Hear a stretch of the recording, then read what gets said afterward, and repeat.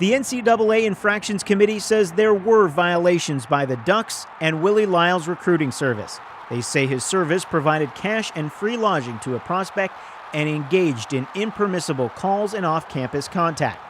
It also says the Ducks football program allowed staff members to engage in recruiting activity exceeding coaching limits. I think it validates where all of us are at, thinking that the Ducks were guilty of some minor infractions. They took their lumps, but it by no means was there anything major involved here. Besides the loss of a scholarship for the next 3 years, the NCAA also put restrictions on the Ducks' recruiting ability during that time as well, including the ban of using recruiting services.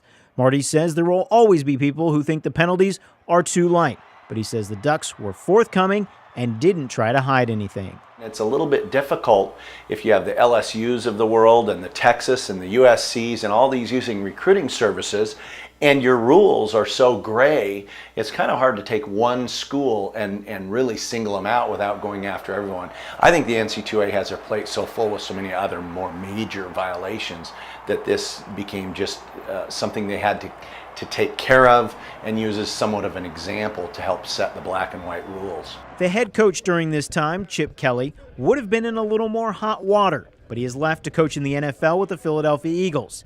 However, Marty says he didn't ditch his responsibility. I think on his way out the door, Chip said, I was responsible as the leader. I'll take full responsibility. One of the rare things, and I think that people outside of Oregon should actually be really excited about, is that the NCAA looked at a coach, and the former coach, in fact, and gave that person the worst portion of the punishment.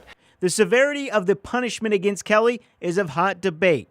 He gets hit with what's called an 18-month show cause order. So if he gets fired from the Eagles and wants to return to college during that period of time, he has to appear before the Infractions Committee.